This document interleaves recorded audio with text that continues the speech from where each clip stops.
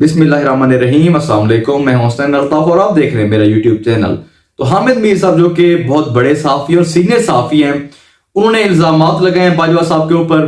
तो एक बहुत बड़ा दावा भी किया है उन्होंने।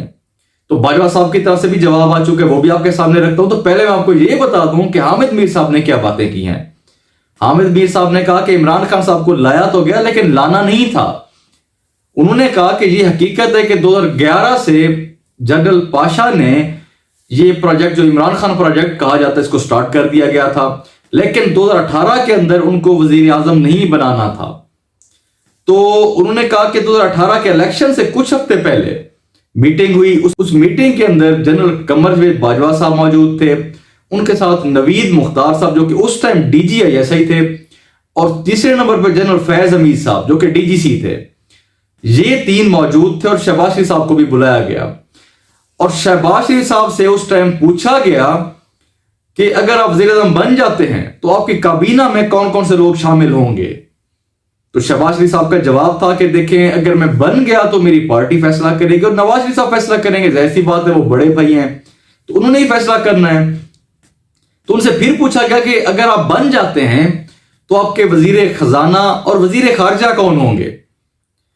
तो उन्होंने फिर वही जवाब दिया, जाहिर सी बात है, नवाज शरीफ साहब लीडर हैं, पार्टी के बड़े भाई हैं, तो उन्होंने ही फैसला करना है ये। तो उन्हें फिर कहा गया कि देखिए, अगर हम आपको ये कहें कि नवाज शरीफ साहब से हर चीज पूछ कर नहीं करनी, मतलब जो भी आपने फैसले करने वो नवाज शरीफ से पूछ कर नहीं करने, तो फिर तो शहबाज शरीफ साहब का कहना था कि देखें, मेरी एक ओपन किस्म की पोजीशन है, मैं एस्टैब्लिशमेंट के साथ भी लड़ाई नहीं चाहता, तो बाकी लीडर हैं, मेरे लीडर हैं। तो उन्होंने कहा कि मुझसे इस तरह की कोई तवक्को ना की जाए कि मैं नवाज शरीफ साहब से पूछे बगैर कोई काम करूंगा।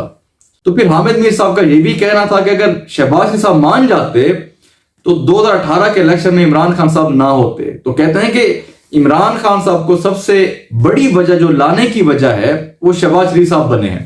उन्होंने बात नहीं मानी तो इमरान खान साहब को हुकूमत में ले आए वो। तो अब इसके जवाब के अंदर जो एंकर है मंसूर अली खान, उन्होंने फिर बाजवा साहब के जो सोर्स से बात की है, पता नहीं उनका खुद का बाजवा साहब से राब्ता होता है या किसी करीबी सोर्स से होता है, कहते यही है कि बाजवा साहब के करीबी सोर्स से मेरी बात हुई है। तो उन्होंने कहा कि उन्होंने मुझे बताया कि बिल्कुल इस किस्म की मीटिंग हुई थी, डिस्कशन हुई थी, कैजुअल तरीके से बैठे हुए थे, मतलब एक इस सेंस के अंदर नहीं थी कि उनको लाना था।